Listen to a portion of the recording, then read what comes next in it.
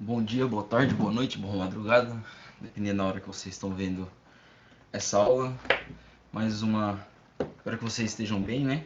Durante essa pandemia. Mais uma aulinha aí de geografia física. Dessa vez a gente vai dar continuidade à aula passada, que a gente tinha falado sobre recursos naturais. Que eu tinha feito aquela aula que a gente falou, deu um panorama geral sobre os recursos naturais. E agora a gente vai dar continuidade e falar sobre o solo, né? Por que que eu fiz essa aula uma em continuidade com a outra? Justamente porque o solo, por incrível que pareça, ele também é um recurso natural. Ele é um recurso natural que ele é utilizado pelo homem, por isso que ele é dado como recurso, e a sua principal utilização é através da produção agrícola, né? Ou da produção rural, se a gente for querer também é, inserir dentro do uso do solo é, a questão, na parte produtiva, né? Se a gente for querer inserir, por exemplo, a questão da pecuária ou outros tipos de utilização, como a própria ocupação humana, também pode ser considerado também como um uso do solo. Então a gente vai falar um pouquinho sobre o solo e por que, que ele é um recurso e como que se dá esse recurso, né?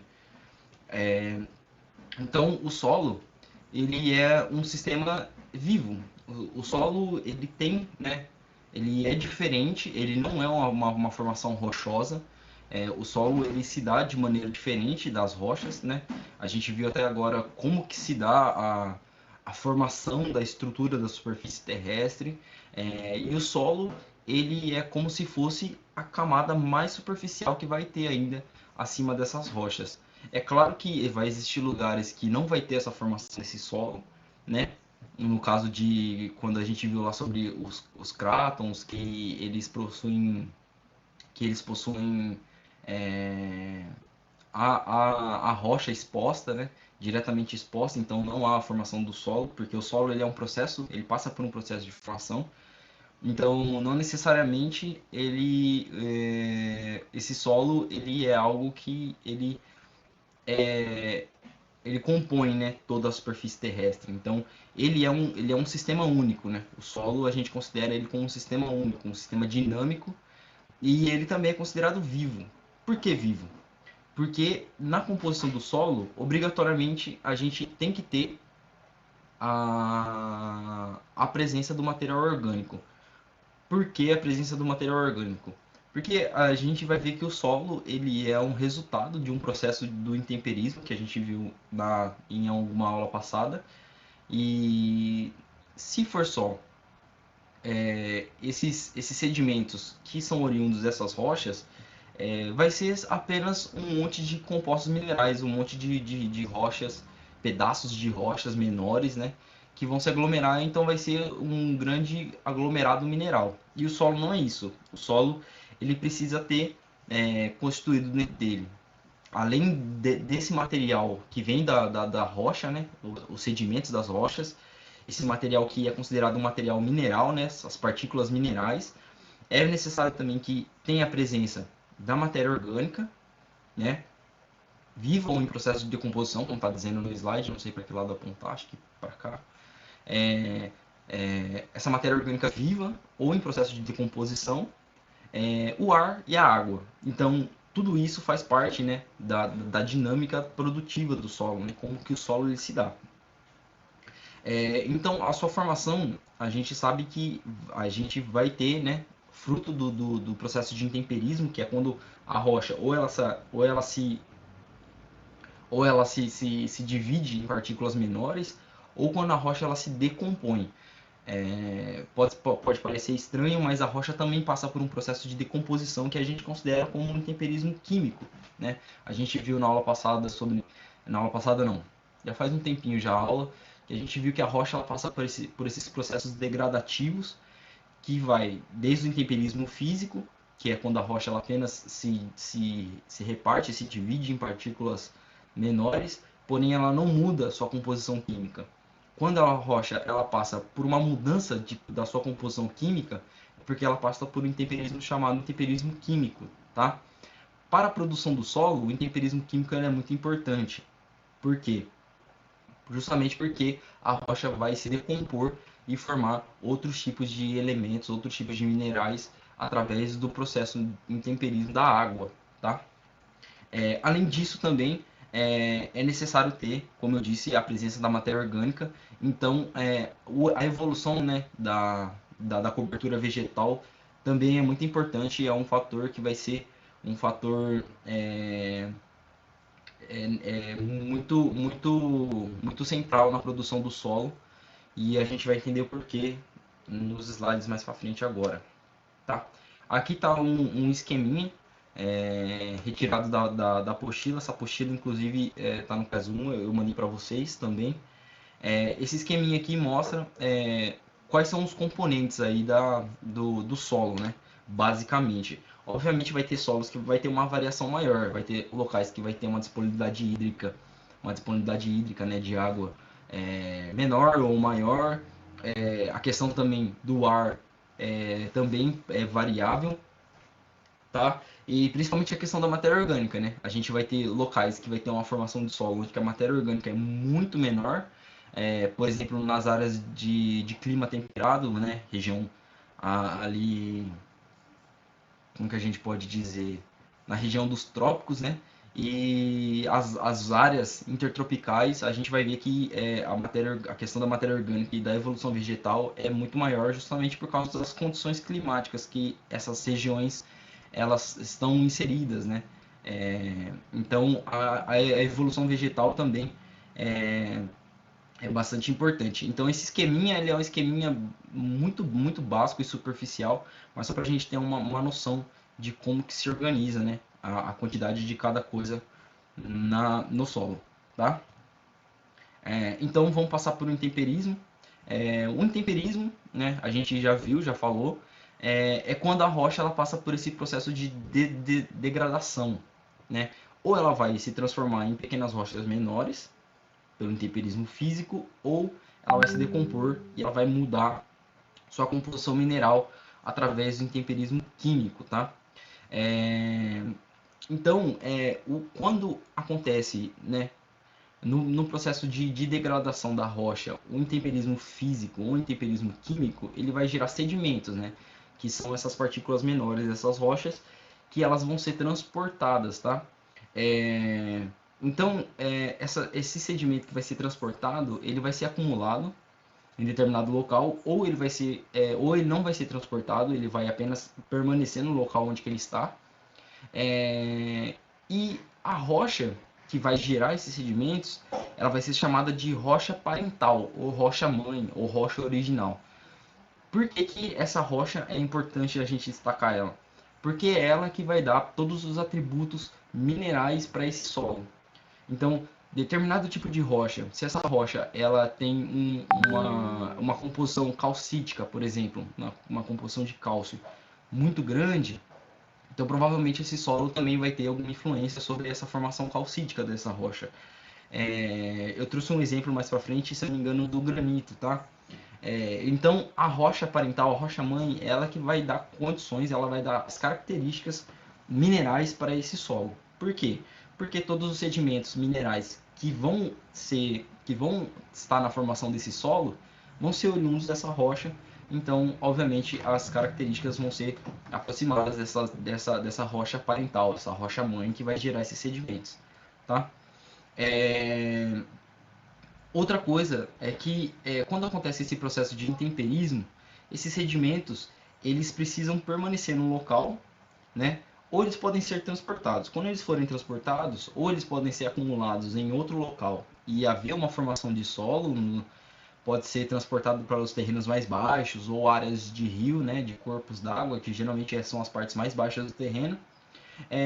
Porém, o intemperismo ele precisa fazer com que esse material mineral ele permaneça no local para que haja um acúmulo, né, desses minerais e que haja a formação do solo. Aqui está dizendo no slide que o intemperismo ele tem que ser maior do que o transporte, tá? Isso é só o fato de você considerar aquele local como um local único, tá? Se você não tem um acúmulo desses sedimentos, você não vai ter uma formação do solo. É uma coisa meio que lógica, tá? Outra coisa também que é importante a gente entender e ressaltar é que quando acontece o intemperismo físico que apenas vai degradar a rocha, mas ela vai permanecer suas condições minerais, é, esse intemperismo ele não vai favorecer a formação do solo. É necessário para que aconteça a formação do solo, a decomposição da rocha no intemperismo químico, tá? É onde que vai acontecer ou a água vai dissolver essa rocha, ou essa rocha vai passar por algumas transformações, que isso vai fazer com que os minerais dessa rocha, né, que a água vai tirar dessas rochas, se acumulem em outros locais. Tá? Então aqui é só para relembrar um pouco, né, o que é o intemperismo físico e o que é o intemperismo químico. E lembrar também que o processo químico ele é extremamente importante, o intemperismo químico é extremamente importante para a formação dos solos. Tá? Aqui eu coloquei uma escala sobre a granulometria, né? A gente viu também na aula sobre intemperismo o que é a granulometria, que é o tamanho dos sedimentos que vai ser tirados, que vai ser dispersos dessa rocha, tá? Então, quando acontece o intemperismo físico, a característica geralmente desses sedimentos é serem sedimentos um pouco maiores, tá? É chamado grosseiro ou médio aí, é, que também esse tipo de granulometria muito grande desses sedimentos, ele não vai fazer com que a rocha, com que haja a produção do solo, tá? Porque não tem como haver realmente a formação do solo quando você tem, por exemplo, um monte de cascalhos, né? Então é preciso que você tenha uma granulometria mais fina, tá? Geralmente as condições do intemperismo químico têm mais facilidade de chegar a essa granulometria mais fina, chegando até a formação, ou a formação arenosa, como está vendo aí na parte média também, ou a parte fina, ou a parte muito fina, que é o que a gente conhece como argila, né? A argila é uma das granulometrias mais finas do processo de intemperismo e ela é muito importante também para a formação dos solos, tá? Então a gente vai chegar aqui nesse conceito, né, dessa chamada pedogênese. O que é pedogênese? Não se confundam, não é a ciência que estuda os pés. A pedogênese é o processo de formação do solo. Ele recebe esse nome de pedogênese, tá? Então quando a gente fala sobre formação do solo, a gente está falando sobre pedogênese. E ela é um processo, né? Ela tem uma evolução, assim como existiam os processos de formação de montanha, de cadeias montanhosas, ou sorgimento enfim, todos os processos que a gente viu até agora de transformação da paisagem, a pedogênese ela faz parte também. Então existe um processo lento e gradual, né? Quando a gente fala sobre os processos geomorfológicos e os processos geológicos, sempre são processos que são extremamente lentos, mas a pedogênese ela faz parte, né, dessa transformação da paisagem, né, do que a gente vê e ela está inserida e ela é algo muito importante tanto na transformação dessa paisagem, como eu havia dito, quanto também a gente considerar o solo como um recurso natural, tá? Então, basicamente a pedogênese ela depende de 5 fatores que são extremamente importantes, tá? Que fatores são esses? Foi o que a gente já começou a falar agora no começo da aula. Primeiro, a rocha original, que ela vai ser determinante para os componentes minerais desse solo. O clima, que o clima a gente viu lá na aula sobre intemperismo, que dos processos exógenos, né? O processo que transforma a superfície terrestre, mas que acontece fora da superfície terrestre, o clima é o mais importante.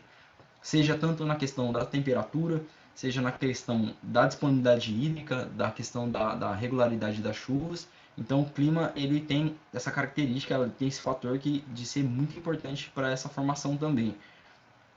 A declividade do terreno, a gente vai ver que a declividade do terreno também é muito importante porque a água ela precisa ter uma infiltração dentro desse terreno e isso vai determinar qual que vai ser a velocidade do processo de intemperismo que essas rochas vão sofrer dessa água que vai chegar até o terreno. Da biosfera, que são os componentes que são os componentes vivos, né? Tanto a matéria orgânica em decomposição, quanto a questão da fauna e da flora. E, por último, o tempo, né?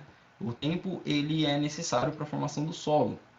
Quando a gente, na aula passada que a gente falou sobre os recursos naturais, eu tinha colocado lá que existem os recursos que são considerados renováveis, os não renováveis e os potencialmente renováveis. O que isso quer dizer, né? Quer dizer que determinados recursos que a natureza tem capacidade de repor, esses recursos eles precisam, né, ter um manejo, né? Precisam ter toda uma ética de manejo para que a natureza ela consiga repor esses recursos, para que esses recursos não entrem em extinção, não acabem, né? E o solo, ele é um recurso que ele tem a potencialidade de ser um recurso renovável. Por quê? Porque o solo, ele tem a capacidade de reposição, tanto de matéria orgânica, tanto na questão mineral, apesar da questão do mineral ser um pouco mais lenta, mas ele tem uma capacidade de manutenção orgânica. Então, isso varia também o modo de uso que a gente tem dele. E o tempo, aqui na pedogênese, que é a formação do solo, é muito importante, principalmente se a gente for tratar o solo como um recurso explorável pelo homem. Então, a rocha matriz. Então, as rochas elas são agrupamentos minerais. A gente viu a aulinha sobre rocha anteriormente, falando sobre o tipo de rochas. E as rochas elas são conglomerados minerais, né? Quando os minerais se juntam ali e tal, e forma um material rochoso, tá? E essas rochas, dependendo do seu tipo de formação, seja ela magmática ou metamórfica, ou até mesmo rocha sedimentar, elas vão ter composições minerais extremamente diferentes nos lugares do mundo que você for. Você pode achar rochas tanto iguais aqui como na Ásia, mas você também pode achar rochas que são extremamente diferentes. Por que isso é importante? Justamente pela condição do solo. Se um material sedimentar é oriundo dessa rocha mãe, então essa rocha vai determinar essas condições minerais que esse solo vai ter. Tá? A dureza da rocha também é muito importante. Porque se a rocha ela tiver uma dureza muito resistente, muito rígida, o seu processo de temperismo vai ser mais lento, obviamente. E se essa rocha ela tiver uma porosidade maior, ela tiver uma menor condição rígida, uma menor rigidez, o processo de temperismo vai agir com mais facilidade sobre ela. Então, a dureza da rocha também é muito importante para a gente entender como que se dá o tempo da formação do solo também. A estrutura da rocha também pode influenciar no escoamento da água. Tá? Se a gente considera o intemperismo como o principal intemperismo para a formação do solo, e esse intemperismo químico ele se dá através da ação da água, que a água ela vai ter a capacidade de dissolver alguns tipos de minerais ou decompor a rocha. Então, a estrutura da rocha também é muito importante. Se a gente tem uma rocha que ela vai ter uma organização mineral que não vai ter poros entre ela, poros que a água consiga infiltrar, então provavelmente essa rocha ela vai sofrer uma degradação, um processo de temperismo à sua volta, né, no seu entorno, e a água não vai conseguir infiltrar. Se a gente tem uma rocha que vai ter uma porosidade maior, provavelmente essa água vai infiltrar e vai ter uma ação de temperismo um pouco mais rápida, tá? E por último, a composição mineral também, ela vai conseguir fazer com que essa rocha ela tenha acidez na água, né? E se a água ela é ácida, tá? Se a água se torna ácida, o seu processo corrosivo de degradação e decomposição da rocha vai ser acelerado também. Então, se a gente tem uma condição da água um pouco mais ácida, então a rocha ela vai conseguir se degradar, se decompor de uma maneira mais fácil, tá? Então aqui eu trouxe o exemplo que eu tinha falado agora, que é a rocha magmática chamada granito, que é essa daqui, que está na fotinha. Não sei para que lado que eu aponto, eu sempre fico em dúvida. Essa rocha, ela é uma rocha que ela é oriunda direto do magma, tá? Então quando tem um processo de vulcanismo e espelha o magma, vai haver a formação dessa rocha. E essa rocha, ela vai, no seu processo de decomposição, através do intemperismo, ela vai ter alguns minerais que são considerados minerais essenciais. Então, solos que são oriundos dessa rocha, é só um exemplo, tá? Mas solos que são oriundos dessa rocha, que é o granito, ele vai ter alguns minerais essenciais presentes nele. Eu coloquei aqui exemplinhos de 4 minerais que são considerados essenciais, que é o quartzo, o feldspato, o plagioclásio e as micas, né? Que são consideradas as biotitas. E eu coloquei a fotinha aqui do quartzo e do feldspato, que são os principais minerais essenciais aí presentes no granito. Então, se a gente vai ter uma formação oriunda do granito, a gente vai ter um solo que vai ter a presença muito grande de quartzo e feldspato, tá? Isso modifica, dependendo da rocha que for considerada a rocha geradora, a rocha mãe, esses minerais essenciais vão mudar, né? De acordo com essa rocha mãe. O clima, né? Como eu havia dito, é o processo exógeno, o processo que acontece fora da superfície, não acontece dentro da Terra, acontece fora, por isso que chama exógeno. Ele vai ter ele é a condição mais importante para os processos de intemperismo, né? Seja para a questão da disponibilidade hídrica, do regime de chuvas, da temperatura, dos ventos. Então, o clima ele é o processo exógeno de maior importância, tá? É, então, aqui existem algumas regrinhas, né, que são meio que básicas para a gente entender a ação do clima no processo de intemperismo. Se a gente tem um clima seco, com pouca disponibilidade hídrica, e a gente tem amplitudes térmicas muito altas, o que são as amplitudes térmicas? Por exemplo, no deserto, que de dia faz mais de 40 graus e à noite faz menos 15 graus. Se a gente tem essas amplitudes térmicas muito altas, né, muito quente, muito frio no mesmo dia, então isso vai favorecer com que a rocha passe por um processo de intemperismo físico. Isso vai favorecer o intemperismo físico. Por quê? Porque todo material ele vai ter uma resistência, né? Se você aquece algum material, a tendência da matéria é expandir. Se você resfria, a tendência é retrair. Se você pega um material rochoso, que é um material sólido, se você faz esse movimento, né, muito abrupto, as condições, né, favorecem com que esse material rochoso ele vai começar a trincar, né? E com isso ele vai fazer com que haja um intemperismo físico, né? Que é exatamente essa rocha se degradar em pequenas partes, mas não mudar a sua composição química. Quando a gente tem a presença de climas úmidos com disponibilidade hídrica muito alta e climas quentes, isso vai favorecer o intemperismo químico, tá? Então lembrando, sempre é importante a presença da água e a temperatura quente vai favorecer o intemperismo químico, a decomposição dessa rocha, tá? Quando a gente tá um dia muito calor e a gente cozinha feijão, por exemplo, esse feijão num dia quente, se ficar fora da geladeira, ele vai estragar muito mais rápido do que, por exemplo, se tivesse um clima frio, certo?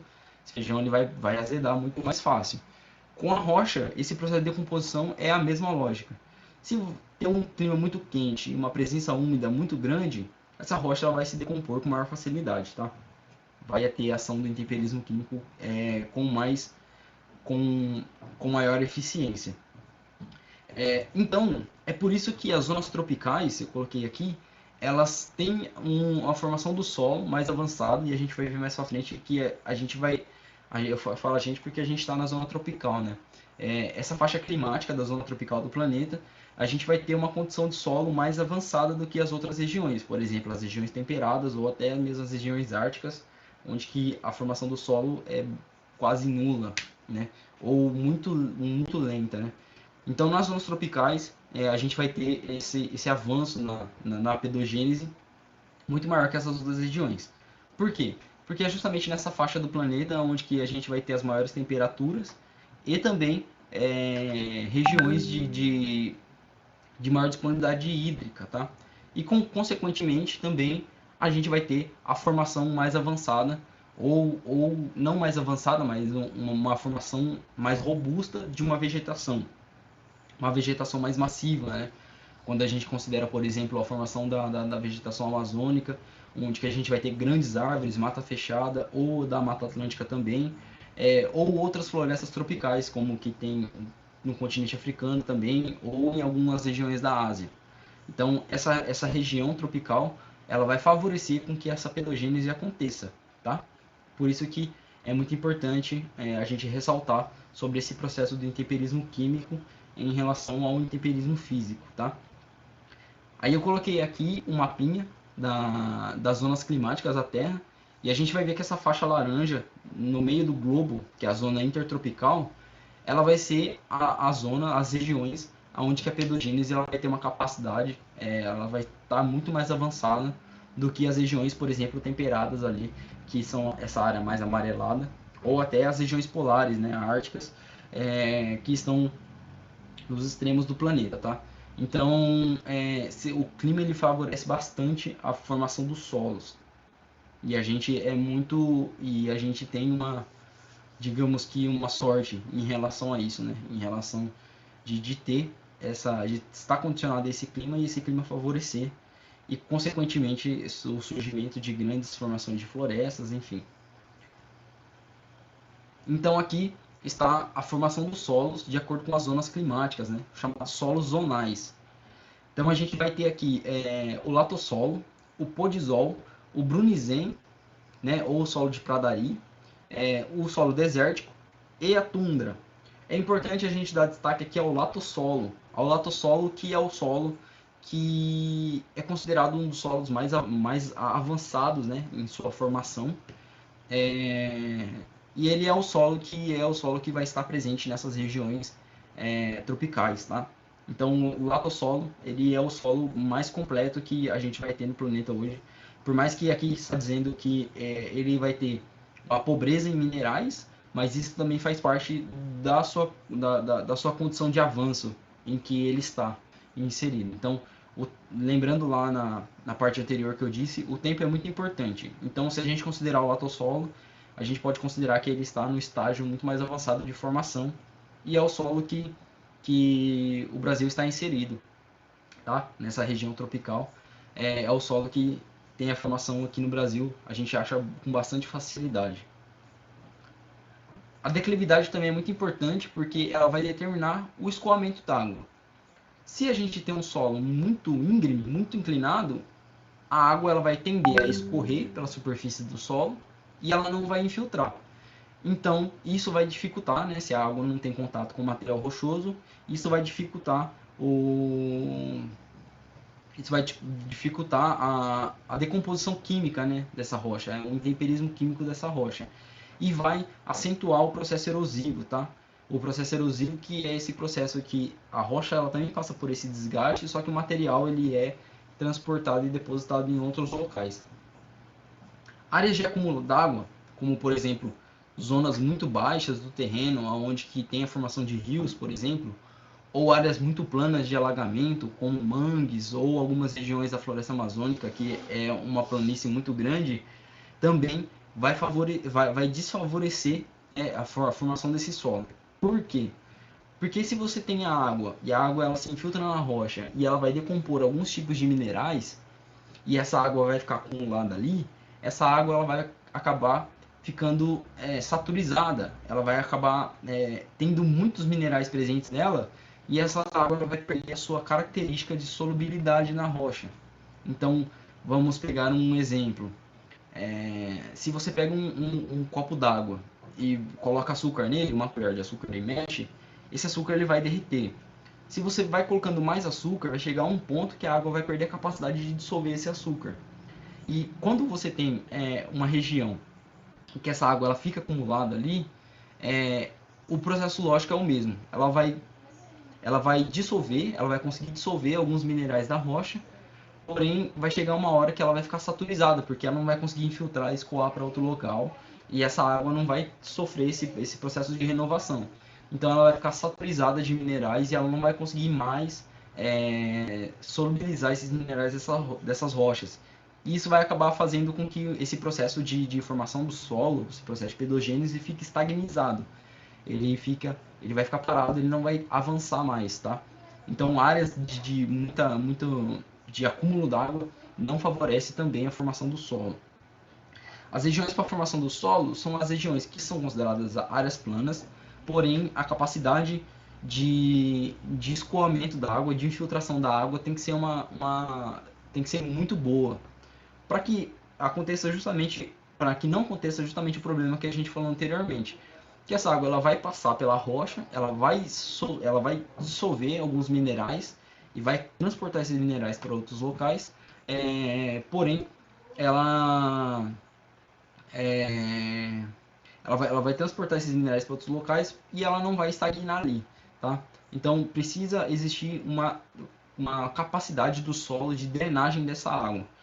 Por isso que também a gente considera muito importante a presença da vegetação. As raízes das rochas fazem com que a água ela consiga passar entre o solo, cria porosidade ao solo, tá? Então a drenagem também é muito importante. Eu trouxe aqui esse esqueminha, que é uma imagenzinha, que a gente vai ver as diferenças, né? Tem aí um perfilzinho que tem uma diferença entre os tipos de solo. Então, setor A, que é o setor do planalto do morro ali, né? Que ela vai ter uma boa infiltração e uma boa drenagem, e isso vai favorecer o intemperismo químico, tá? No setor B, que é a parte verdinha na parte de baixo, ela vai ter uma boa infiltração, porém ela não vai conseguir ter uma drenagem muito efetiva. Então, são as regiões de acúmulo que a gente tinha falado agora. Então, nessa zona B, essa parte verdinha vai ser as zonas de acúmulo. E na parte C é onde vai ter uma declividade muito alta, que aí vai ser uma má infiltração, porém vai ter um skull muito grande, só que esse skull vai ser superficial. E isso vai favorecer o processo erosivo. A biosfera, né, que a gente considera também a interferência das raízes das árvores, como eu disse para vocês, também pode facilitar na drenagem da água, mas as raízes da árvore também é muito importante para que aconteça a troca de nutrientes com o solo. Existem tipos de planta que conseguem fazer com que o solo ele ganhe nutrientes. Por exemplo, as leguminosas, como o feijão, conseguem dar nitrogênio ao solo. Isso também favorece o crescimento da vegetação. Isso pode acelerar o processo de formação do solo. E também as trocas gasosas, né? Que entre oxigênio e gás carbônico. Então, a biosfera é uma parte muito importante. Além da biosfera, desculpa, além da parte das raízes das árvores, da parte vegetal, a gente também tem a presença da fauna, que também pode ser muito importante para a formação do solo. A gente vai ver um pouquinho mais para frente. Além disso, a raiz das árvores também pode fazer com que a água se torne mais ácida, tá? Isso vai favorecer também o temperismo químico, como a gente havia já dito. E a questão do tempo, que como eu disse, o solo ele é um processo de formação, então o tempo ele é primordial para a gente, principalmente se a gente considerar o solo como um recurso, né? Como a gente já havia dito. Se a gente utiliza esse solo como recurso, a gente precisa ter em mente que esse solo ele precisa desse tempo para se renovar.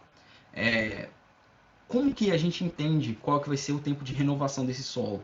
A gente não consegue estipular, né, um tempo exato para a formação do solo. Esse tempo ele vai variar de acordo com todos os fatores que a gente falou até agora. Eu disse 5 fatores, né, da pedogênese, o tempo é o quinto, os outros 4 fatores que vão determinar qual que vai ser o tempo, né, que esse solo ele vai se formar. Então a gente aqui vai ver um pouquinho da estruturação do solo, como que esse solo ele se estrutura. A estruturação do solo ela é formada por horizontes, tá? É como se fosse aqui, essa imagenzinha aqui mostra, ou para esse lado ou para esse lado, não sei, nunca sei para que lado é o ponto. Que a gente vai ver que ela vai se formar em perfis, horizontes, tá? E esses horizontes eles são diferentes entre si de acordo com a sua formação. Começando aí, falando um pouco sobre a questão da água e da fauna, que eu disse que a biosfera é muito importante e a gente falou sobre a vegetação, agora a gente vai falar um pouco sobre os animais, que esses animais eles têm a capacidade de transportar esses minerais para os outros horizontes do solo, tá? As minhocas conseguem pegar os minerais que estão presentes no topo e trazer até embaixo ou transportá-los horizontalmente também. Além disso, a gente pode ter, além das minhocas, né, como exemplo, a gente pode ter o exemplo das formigas, o exemplo de besouros, enfim. Inúmeros animais aí que estão presentes no solo. E a água também ela vai fazer a água também vai exercer essa função de transportar esse material, como a gente já havia dito, né? Ela vai dissolver esses minerais das rochas e transportar para outros locais. Além também a gente pode considerar como os micro-organismos e os fungos como muito importante, porque são eles que vão fazer a decomposição do material orgânico presente no solo, e esse material orgânico vai ser o material que vai conseguir dar continuidade ao crescimento vegetal daquela região, tá? Então aqui vamos para os horizontes do solo, tá? Então cada horizonte ele vai determinar em que estágio está o avanço, né, da pedogênese. Primeiro horizonte a gente considera como um horizonte O. Ele é um horizonte que ele vai ter uma carga muito baixa ou quase nula de materiais minerais. A sua maior composição vai ser o chamado humus, né? Vai ser pura matéria orgânica. Então vai ser a camada superficial ali, que vai ser composta basicamente por matéria orgânica apenas, tá? Então o horizonte O, ele é praticamente um dos estágios mais avançados do solo também, né? Por causa da formação vegetal.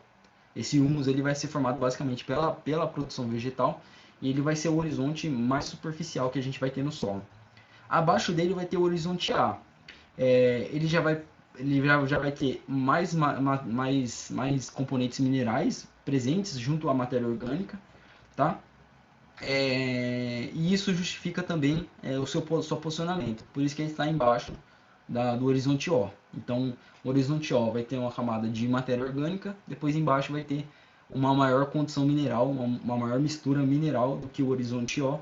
Vai estar localizado no horizonte A, tá? A gente pegar nessa imagem aqui, ela vai estar bem explicadinha. Na primeira rocha recém-exposta ali, a gente está vendo que a gente vai ter uma formação quase nula, tá? Do solo. Depois aqui na segunda imagem a gente vai já ter os horizontes O e os horizontes O e A. Que o horizonte O, como a gente já disse, é composto pela matéria orgânica, e o horizonte A já vai ter essa rocha que já passou por um processo de intemperismo, vai ter o sedimento dessas rochas presente ali e vai se misturar com essa matéria orgânica, tá? Depois a gente vai ter o horizonte B, né, que ele vai ser posicionado abaixo do horizonte A, e ele vai ter um acúmulo muito grande de material mineral e também a formação de minérios. Então, quando a gente fala sobre a extração dos minérios, que vai ser a nossa próxima aula, a gente vai ter a formação desses minérios nesse horizonte, a formação nesse horizonte. É óbvio que a formação desses minérios é uma formação muito antiga. Então, se a gente for pegar a presença desses minérios em alta quantidade, a gente vai ter que ter um solo muito antigo que propiciou, que aconteceu a formação desses minérios em grande quantidade, tá? Então, não é qualquer solo, não é qualquer horizonte B que a gente vai ter essa formação desses minérios. Vai ter que ser solos que são muito antigos e já passaram por milhares e milhares de anos de formação, tá?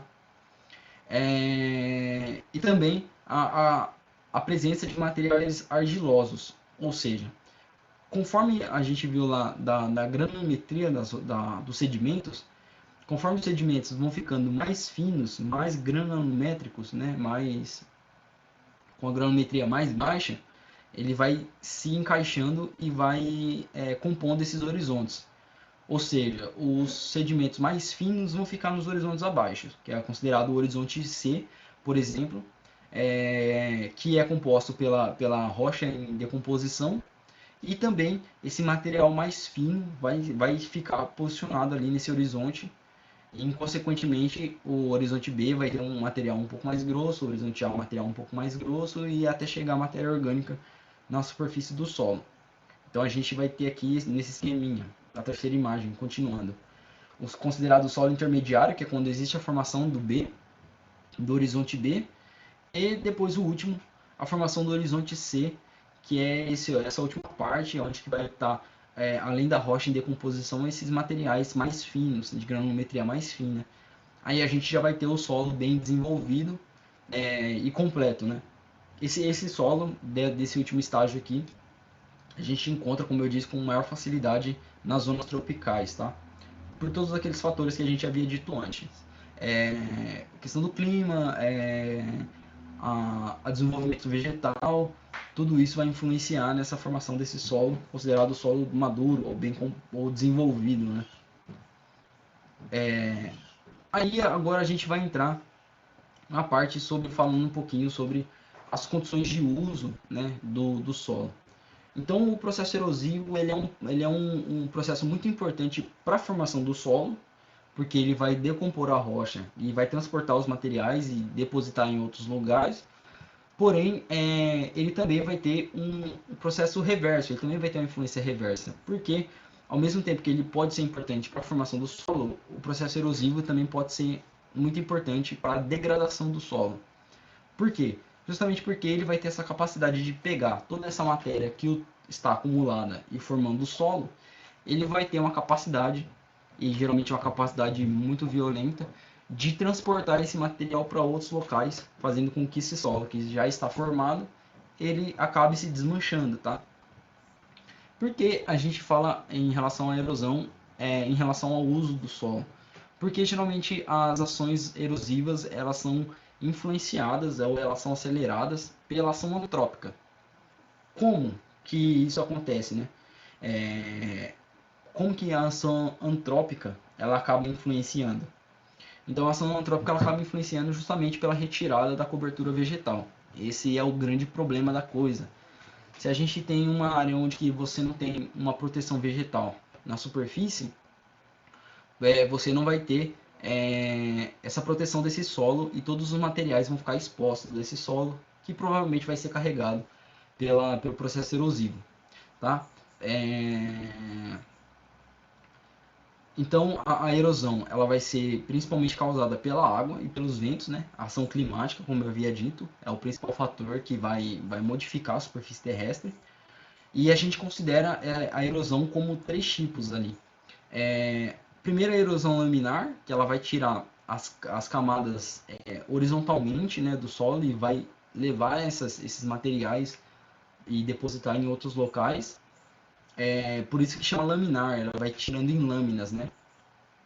E isso, a influência, né, da erosão laminar no solo é justamente a retirada da matéria orgânica. Esse é o grande problema desse processo erosivo em lâminas, né?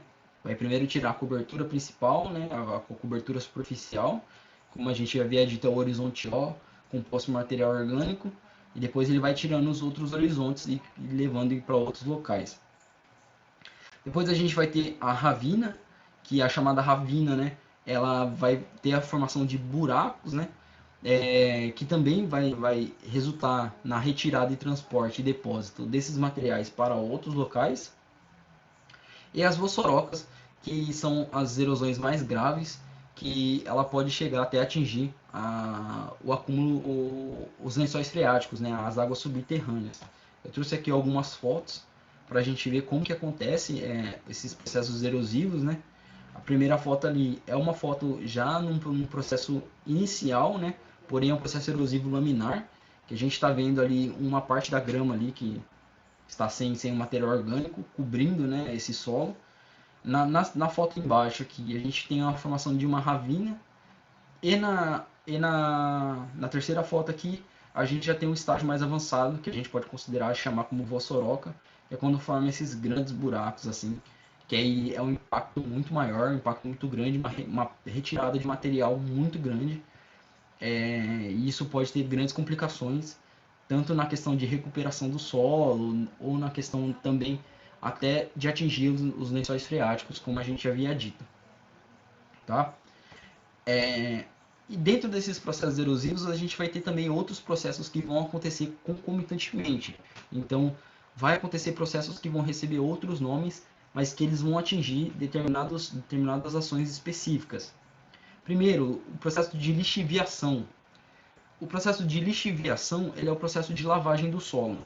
Ou seja, a água vai passar e vai lavar o solo, porém essa lavagem desse solo vai carregar apenas a matéria orgânica, né? Vai retirar apenas a matéria orgânica. E também vai acontecer a retirada de minerais, que são minerais extremamente importantes no sentido vertical, tá? Então, vai ter a retirada superficial da matéria orgânica e a retirada mineral no sentido vertical. Por que esse processo de lixiviação é preocupante? Porque isso vai acabar empobrecendo o solo, tá? Se a gente for usar o solo para uma produção agrícola, por exemplo, se esse solo passou por um processo de lixiviação, provavelmente esse local ele vai precisar ter aí um reforço de adubos, reforço de nutrientes, para que ele consiga ser utilizado para a produção agrícola. O processo de desertificação, como o próprio nome já diz, é um processo de uma formação desértica, tá?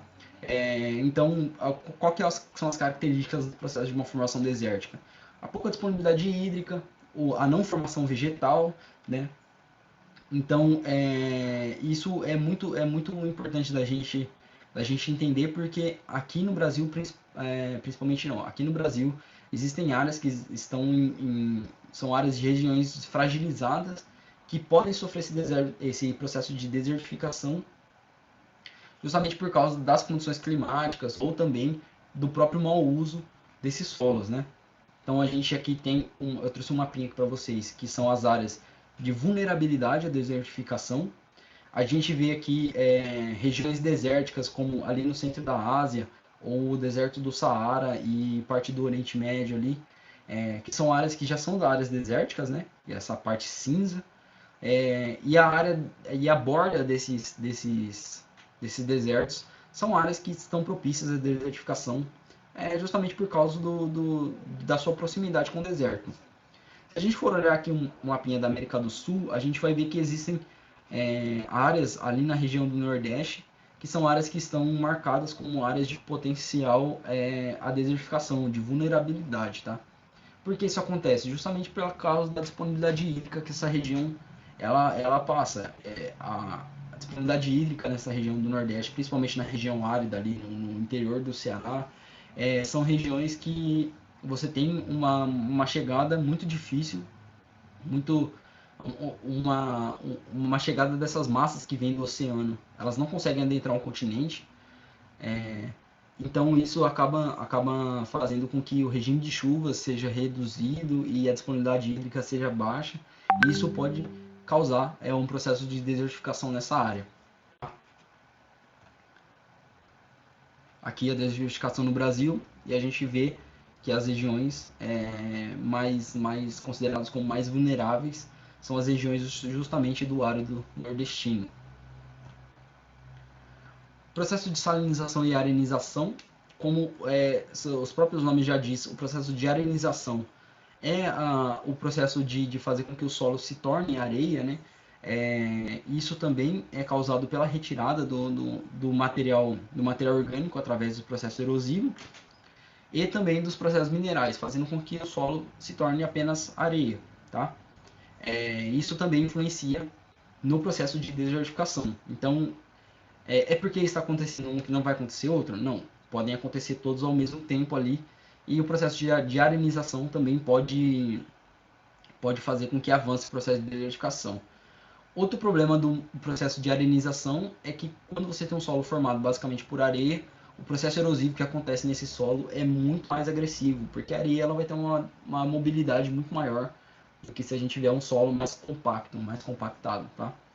E o processo de salinização é quando tem uma disponibilidade hídrica, e essa disponibilidade hídrica ela vai fazer com que haja a evaporação, né, dessa água que está fazendo ali a dissolução dos minerais dessa rocha.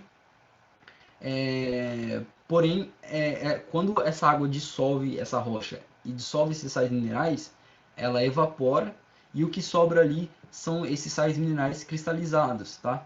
E esses sais minerais pode ser considerado como um processo de salinização, porque esses sais minerais que estavam dissolvidos na água, quando a água evapora, eles acabam recondensando, voltando, né, a sua formação sólida e acaba acumulando em algumas áreas do terreno, do solo, fazendo com que haja esse processo de salinização, tá? Que é a presença de sais minerais mesmo, como o próprio nome já diz. Aqui tem um esqueminha, né? que é um processo de arenização.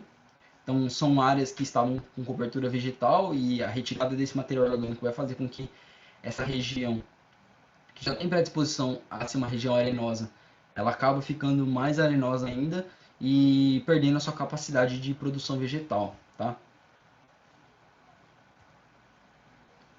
Aqui a gente chegando na parte final, a gente vai falar sobre um pouquinho sobre o uso do solo, né?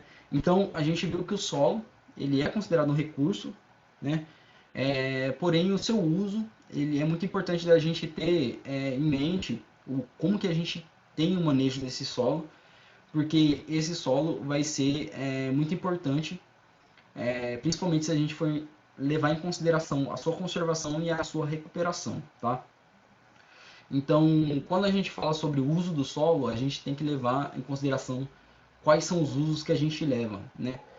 Principalmente levando em consideração aqui no Brasil, a gente vai ter uma produção de uma agricultura intensa, sempre uma agricultura, sempre não, né? Mas uma agricultura de predominância da monocultura, e a gente vai ter também grandes produções pecuárias. Então, esses tipos de modelos industrializados de produção dentro do ambiente rural aqui no Brasil vai causar impactos muito negativos e esses impactos precisam ser levados em consideração. Por quê? Porque já está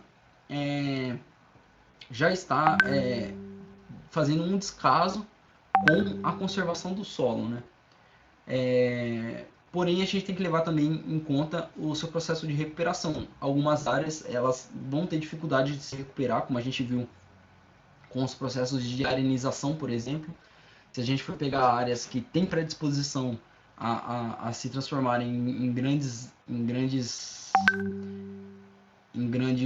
volumes arenosos, né, ou áreas de formação arenosa, a recuperação é muito mais lenta, muito mais gradual e lenta do que outras regiões. Então, levar em consideração a conservação e a recuperação do solo é muito importante. Então, a primeira coisa que a gente tem que levar em consideração da ação antrópica, a retirada da vegetação. Isso vai diminuir a biodiversidade local e, como a gente viu, a biosfera, né, no processo de pedogênese é muito importante. Então, na formação do solo também vai haver uma perca muito grande se houver uma retirada em massa dessa, dessa biosfera, seja ela vegetal, como uma parte mais importante, e consequentemente animal, né? Porque se a gente vai ter uma retirada vegetal, provavelmente a gente vai extinguir várias espécies animais também que estão inseridas ali naquele bioma, ou naquela biosfera, ou naquele ecossistema, como a gente quiser determinar. Agrotóxicos, insumos agrícolas também são muito graves o seu uso, principalmente dependendo de quais são esses agrotóxicos, esses insumos, porque eles vão ter a capacidade de contaminação desse solo. Se você contamina o solo, provavelmente você vai influenciar na decomposição da rocha, você vai influenciar na presença do material orgânico presente nesse solo. Então, o tipo de agrotóxico e o tipo de insumo também vão causar impactos bem graves e bem negativos, né, a essa região. Então, se você não tem essa cobertura vegetal, essa presença dessa biosfera, você vai ter os processos erosivos muito mais acelerados e com isso você vai ter a perda de solo e uma dificuldade maior na recuperação desse solo, muito mais agravada, tá? Então, como que a gente pensa, né, na conservação e na recuperação do solo? Então a gente tem que pensar principalmente em uma questão produtiva alternativa, né? Ou, ou pequenas propriedades, produção orgânica, agroflorestas, tudo isso são produções, né, alternativas que já existem e que podem, né, auxiliar na conservação e na recuperação desse solo, fazendo com que esse solo permaneça como recurso mais estável e mais durável do que os modelos agrícolas mais tecnológicos que a gente vê aí principalmente depois da década de 70, com o pacote verde, esse pacote tecnológico agrícola que o Brasil acabou aderindo, né? Questão de grandes máquinas, extensões muito grandes de monocultura, produção extensiva de gado. Então, tudo isso vai influenciar também na conservação e na recuperação do solo.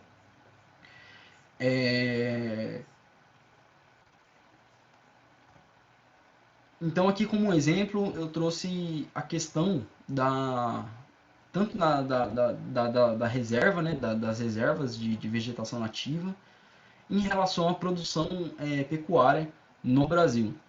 Por quê? Porque a gente está vendo aí nos noticiários grandes queimadas acontecendo nesse período agora de seca. Já é um período muito conturbado no Brasil, sempre foi, né? Muito conturbado no Brasil, pelas questões das queimadas, tempo muito seco, que esse período que a gente passa no Brasil.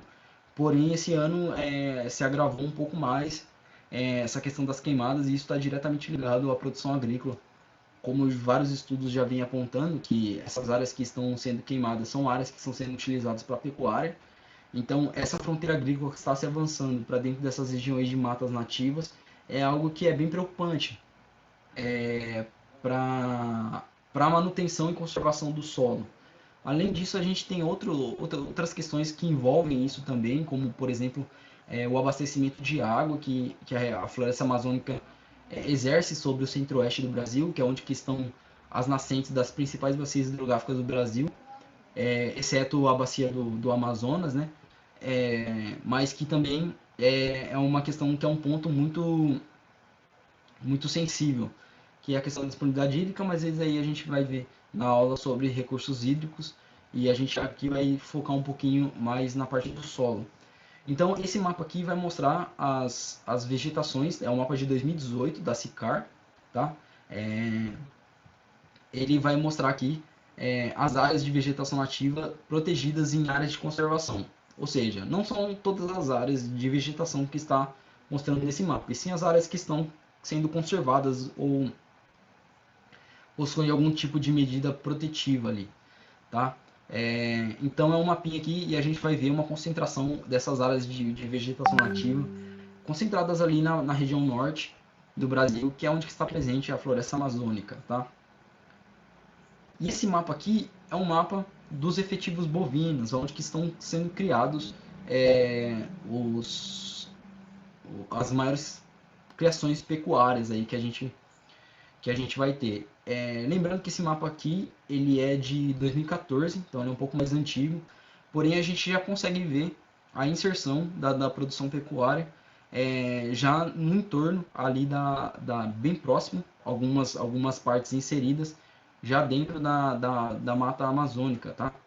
Então isso daí já é um problema que a gente precisa ficar atento, porque essa fronteira agrícola, produtiva, agrícola e pecuária, agropecuária, né, está avançando para dentro da mata, e isso tem a ver diretamente com a questão dos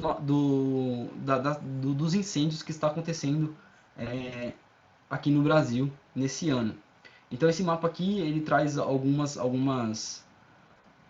medidas de fontes de calor, e a gente vê que em todas as regiões existiu um aumento muito grande das queimadas que estão acontecendo. Então, vale o destaque também para a região do Pantanal, que teve um aumento de quase 500% nos seus focos de incêndio, mas também vale fazer uma salientação para um adendo especial para a região amazônica, porque por mais que o seu aumento seja baixo em comparação ao aumento do que estava acontecendo no Pantanal, que na região amazônica teve um aumento desde 2017 apenas de 30%, não, desculpa, de 2018 a 2019 de apenas 30%, mas é a região onde está concentrando o maior número de queimadas, para que aconteça esse avanço pecuário, tá? Justamente nessas regiões de derrubadas de mata, para que exista uma produção agropecuária ali nessas regiões. E isso vai fazer com que essa perca desse material vegetal vai causar todos aqueles processos degradativos do solo, vai acontecer com mais velocidade e mais agressividade essas regiões, justamente por causa da ação humana, né? E por causa também de toda uma questão política e econômica que está inserido os produtores rurais aqui no Brasil, que a gente já sabe, enfim. E aqui também é um mapinha, né, que ele foi feito com um mapa de análise de acordo com as áreas de calor. E a gente está vendo aqui que essas regiões elas são muito parecidas com esse mapinha de 2014 que eu apresentei aqui para vocês nas áreas de produção bovina no Brasil. Esse mapinha aqui mostra uma grande produção no norte do Mato Grosso. Eu vou colocar um cursor aqui para vocês verem. Norte do Mato Grosso aqui, regiões mais escurinhas aqui. Interior do Pará, tá? E algumas áreas, que são essas manchas mais clarinhas aqui, já inseridas dentro do próprio estado do Amazonas. Se vocês observarem esse mapa, onde estão os focos do calor, a gente vai ver que é justamente onde que está tendo o avanço da produção bovina na região da floresta amazônica. Então a gente vai ver aqui no norte já em Roraima aqui, no norte do Mato Grosso, o interior do Pará, tá? Então são áreas que estão passando por extrema condição de fragilidade causados pela ação humana, né? Lembrando que as características, né, da floresta amazônica não são características de uma mata que tenha regularidades de incêndios, de focos de incêndio, diferente do cerrado, né, que o cerrado tem incêndios naturais, mas a região amazônica não. A região amazônica é considerada como uma floresta de chuva, né, uma floresta muito úmida. Então, a sua característica natural não é ter queimadas, né? Então, essas queimadas elas são produzidas pelo homem e elas têm um fundamento muito que encobre, né, que objetiva todas essas ações. E isso vai fazer com que a retirada desses materiais vegetais e a inserção do gado ali vai fazer com que todos aqueles processos de formação do solo e degradação do solo eles aconteçam de maneira muito mais agressiva, fazendo com que esse solo passe por um processo de degradação e dependendo dependendo da região, da formação do solo ali, esse solo ele pode ter um impacto muito grande e provavelmente a gente vai ter que passar, né, por um processo muito difícil e lento e gradual para tentar recuperar esses solos que estão sendo perdidos ali com esse avanço dessa fronteira agrícola, tá? Outra questão também que a gente tem que considerar, mudando um pouco de assunto, é também a questão da ocupação, né? Principalmente a questão da ocupação humana, que a gente tem um grande problema na questão do impacto dos solos, principalmente nas regiões urbanas, nas áreas urbanas, onde que você vai ter a impermeabilização do solo, né? Com asfalto ou concreto, e essa água não infiltrando vai encerrar, né, vai estagnar todo aquele processo da pedogênese que a gente já tinha visto até agora. E isso também vai causar muitos impactos dentro da cidade. Eu trouxe alguns exemplos aqui. Essa avenida aqui provavelmente vocês devem conhecer, que eu não me lembro o nome dela, mas é uma avenida de Franca que em 2017 infelizmente teve esse alagamento aí, foi um desastre muito grande, né? Com várias perdas que tiveram nesse caso, mas essa inundação que aconteceu, ela acontece justamente por causa da impermeabilização do solo. Se a água ela não infiltra dentro da rocha, a tendência que ela tem é escoar superficialmente. Então, se ela escoa superficialmente, vai ter um grande acúmulo dessa água. Provavelmente esse rio que já está canalizado, ele não tem a capacidade de escoamento dessa água. Então, a tendência que ele tem que fazer é transbordar. Então, isso também, a ocupação do solo é algo que tem que ser também revisto, né, reavido, porque dependendo de como a gente ocupa esse solo, né, principalmente os grandes centros urbanos, são as áreas que vai ter cada vez mais vai ter esse tipo de desastre que está acontecendo em relação tanto a chuva ou questão também da própria formação do solo, que vai ser uma formação do solo muito mais lenta. Então, tudo isso causa problemas quando a gente fala sobre a questão da ocupação do solo, tá? E aqui, essa foto aqui é uma foto que eu tirei do site Jus Brasil. Eu não sei que região, da onde que essa foto mas era um artigo que falava justamente sobre a ocupação irregular, né? E eu achei bastante interessante essa foto porque ela mostra a ocupação humana, provavelmente uma ocupação irregular, mas a gente sabe sobre as condições sociais e econômicas que provavelmente essas pessoas passam, porque aparentemente pode ser considerado como aí uma formação de uma favela, e elas estão numa região de periculosidade muito grande, porque é uma região de pode haver desabamentos e tudo mais, como a gente se vocês abrirem o jornal aí e verem, existem casos que são casos muito consequentes e que acontecem de maneira periódica, esses casos de deslizamento que acontecem nesses meios urbanos, onde que essas pessoas estão fazendo a ocupação do solo de maneira irregular. Então, a questão da moradia no Brasil também é algo que é muito problemático, né? Quando a gente se trata, quando a gente fala, né, sobre o uso e a ocupação do solo. Não apenas o solo como um recurso produtivo, mas o solo também como um ponto de ocupação humana, de moradia, enfim, tudo mais. Por hora é só. Espero que vocês tenham gostado e assistido. Se vocês tiverem dúvida, vocês podem entrar em contato comigo. Essa aula eu vou disponibilizar, vai estar disponível, né? Vocês já estão vendo no canal do YouTube do cursinho e no Class 1, junto com esse slide também. Se vocês precisarem de mais materiais além das apostilas que eu mandei para vocês, vocês me deem um alô, pode entrar em contato comigo no WhatsApp, eu estou no grupo de vocês, ou Facebook, e-mail, enfim. Aquele cheiro, forte abraço, é nóis.